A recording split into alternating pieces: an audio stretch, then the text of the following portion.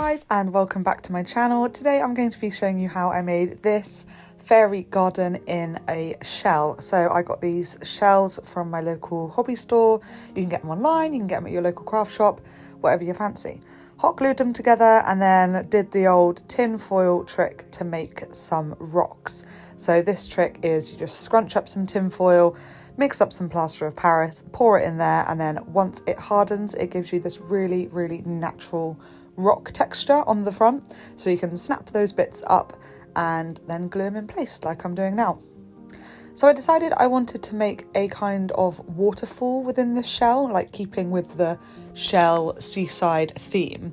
So I basically just snapped up loads of like rocky bits from my plaster of Paris in the foil and then just glued them pretty haphazardly into a rough shape of what I wanted. So I want the waterfall coming down from the back, so I made that bit higher, and then the rock pool, I just wanted the rocks all around the side. I then mixed up some more plaster of Paris and just plonked that in there. I like to put PVA glue in my plaster of Paris when I'm doing this because it creates a much stronger bond. So I'm now basically taking a silicone tool and pushing the plaster of Paris in between all of the cracks. As it hardens, it becomes really easy to like make little grooves in it, so you can make it look like rocky texture. And I think the end result speaks for itself. I think it's pretty good. I then went in with a base coat of dark grey, which basically goes into all the nooks and crannies so that when we dry brush on our lighter greys and our whites later, it gives this really natural rocky effect. I also got some brown and sand coloured paints and started painting the sand colour on. We are going to put actual sand on it later, so I'm not too worried about this looking realistic at this point. I soon realised that my shell would not stand up on its own, so I cracked out the Milliput.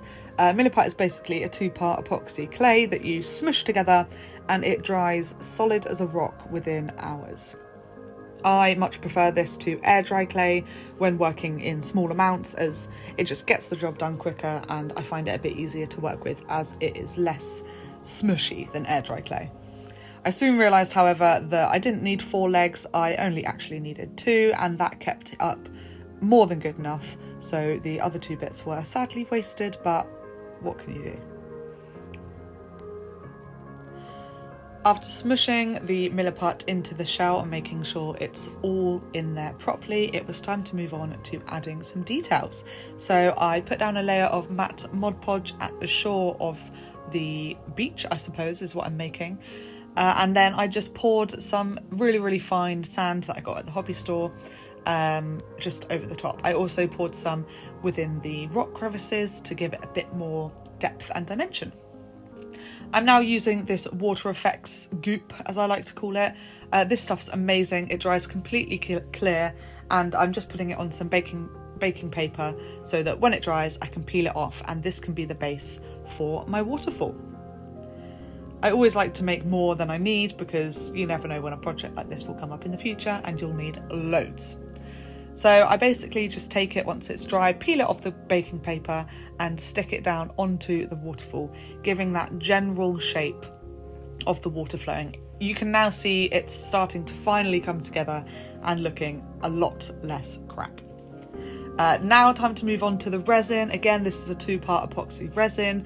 You just stir it together, add your pigments. I went for 3 different types of blue pigment and you just pour it in there. Again, I'd recommend wearing gloves whenever you're working with epoxy resin, be it the clay or the liquid, as you can develop an allergic reaction and it's not very nice, I believe. So here I am just adding in the colours. There's no rhyme or reason here. I just kind of splodge them all in, move it all around with a stick and try and make it look as nice and watery as possible. I also put some of the water colour on the actual waterfall so that we get a bit of dimension to that. After that, there was nothing left to do than to wait 24 hours until it was cured and then go back in with my water effects scoop and add some waves. Again, like I say, this stuff dries completely clear, so it does look scary going on right now, but it just gives some brilliant texture from the waterfall cascading down. Whilst I was waiting for that to dry, I went ahead and added some grass tufts. I've got lots of different variations here. I've got just normal grass tufts, grass tufts with different coloured flowers on them, and although they are sticky themselves, I do like to dip them in a little bit of Mod Podge as well, just to make sure they stay in place. As this is a fairy garden, of course, we need to add some mushrooms, and I also got these adorable tiny little animals. We've got a little ladybug, we've got a little butterfly, and we've got a tiny teeny little bee. These were so much harder than you'd think to stick in place. They kept sliding around, slipping and sliding around, but in the end I did manage to add a fair few of them to my little fairy garden diorama, and I think it looks amazing. I'm really proud with how this turned out. It just looks super magical. I went in and added the final touches, which are this snow powder, which I use as the white water, and I also put some little tiny minuscule glass beads to act as bubbles as well. And with that being said, I think it's time for the final result.